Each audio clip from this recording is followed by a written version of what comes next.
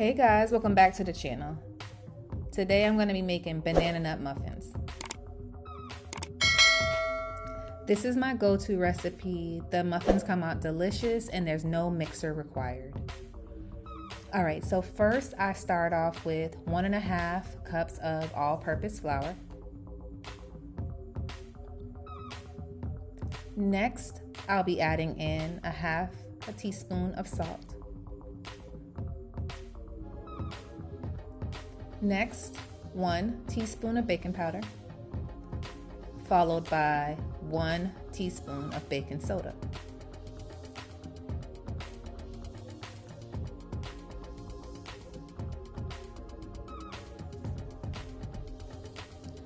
I'm going to sift my dry ingredients and then set them aside.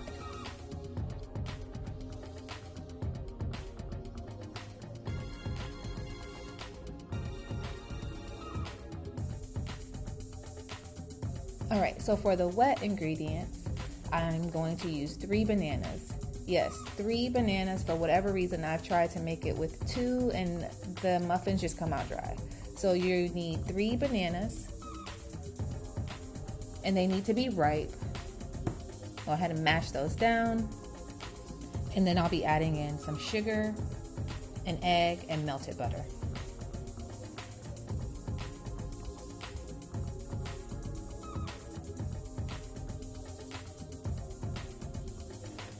So I added in 3/4 cups of sugar, 1 egg,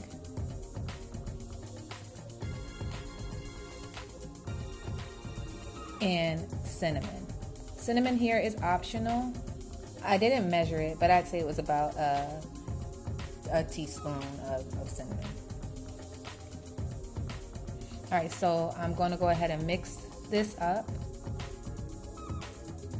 kind of folding everything together, giving it a good mix, and then I'm going to add in my melted butter.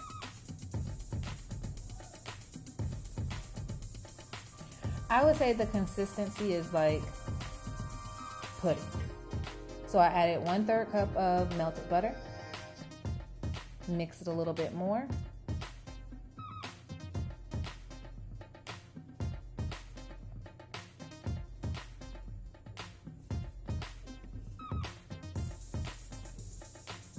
All right, so now I'm going to pour my wet ingredients into my dry ingredients.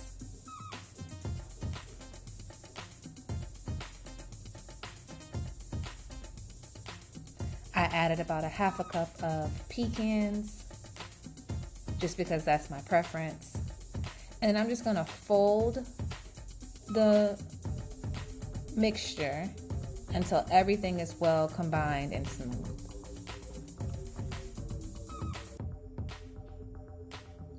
And then I'm going to place them in the oven on 350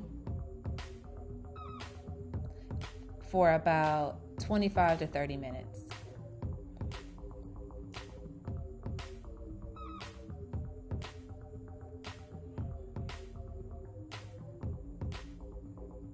They can sit for a few minutes and then, transfer them to a wire rack so that they can cool completely.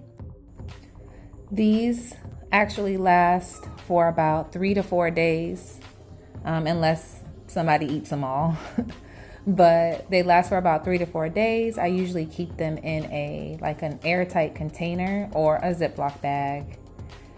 If you're like me, I like to add butter to mine and have it maybe with some tea or coffee.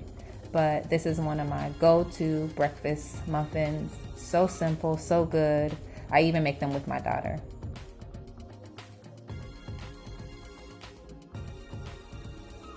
But thanks for watching, you guys. And then now you're going to pour this into the dry ingredients. You got it. Hold it on the other side and pour it. Now I'm going to pour this into the dry ingredients. All right. That's good. All right. So you're going to take that spatula that's in there and you're going to mix all those together. But this is important to make sure you don't leave flour just sitting there. So make sure it gets mixed really well.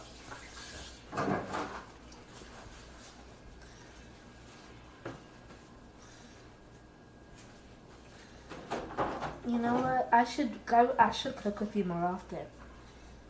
Mm-hmm. It would be a pleasure. Oh yeah, it would be. I mean,